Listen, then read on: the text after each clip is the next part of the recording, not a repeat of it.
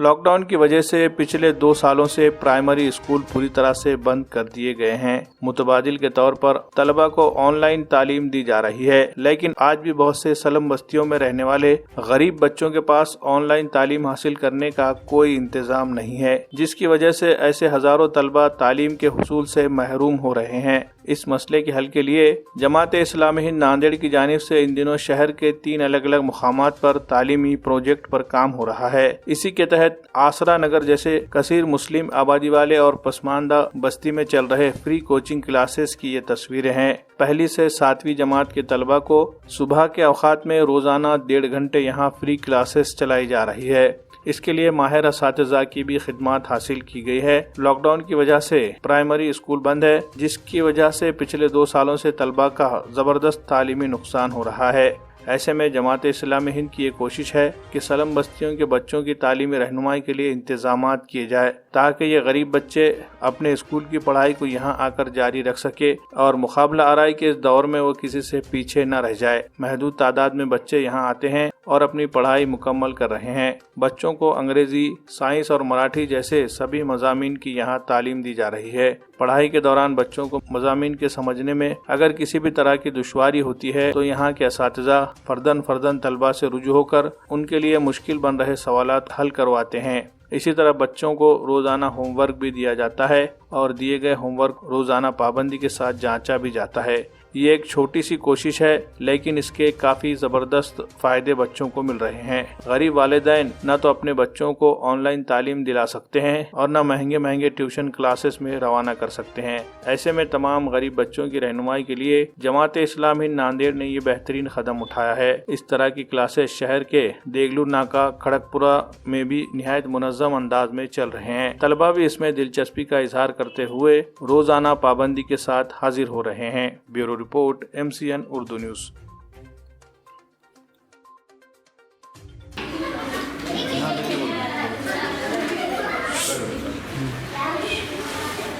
السلام علیکم ورحمۃ اللہ وبرکاتہ۔ الحمدللہ جس طرح سے 2 سال سے جو تعلیم میں جو گراوٹ آ گئی تھی کہ بچوں کی جو تعلیم کا نقصان ہوا اسکول کے بند ہونے کی وجہ سے، لاک ڈاؤن کی وجہ سے، یہ اس کے لیے جماعت اسلامی ہند کی طرف سے، جماعت اسلامی ناندیڑ کی طرف سے یہ آغاز کیا گیا ہے کہ بچوں کے اندر تعلیم کی بیداری کو کس طریقے سے اور پیدا کیا جائے۔ جو بچے تعلیم سے دور ہو گئے تھے ان کے اندر تعلیمی بیداری پیدا کی گئی۔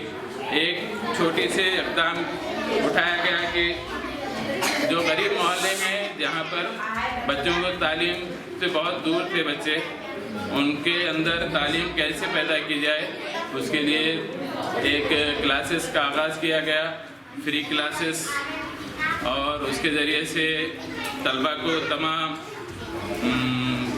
سبجیکٹ پڑھائے جا رہے ہیں، جیسے کہ اردو، انگلش، مراٹھی، حساب، یہ سب تمام مضامین کی تعلیم دی جا رہی ہے۔ اور یہ چھوٹی سی کوشش ہے کہ بچوں کے اندر کیسے تعلیم زندہ کی جائے اور ان کو تعلیم سے رغبت پیدا کی جائے، اور اسی طریقے سے بچے آگے جا کر کیسے انشاءاللہ کامیابی حاصل کر سکے اور آگے پڑھائی کا جذبہ پیدا کر سکے ان کے اندر۔ یہ سب چیزیں کے لیے ہم نے تھوڑی سی ایک چھوٹی سی جو محنت شروع کی ہے۔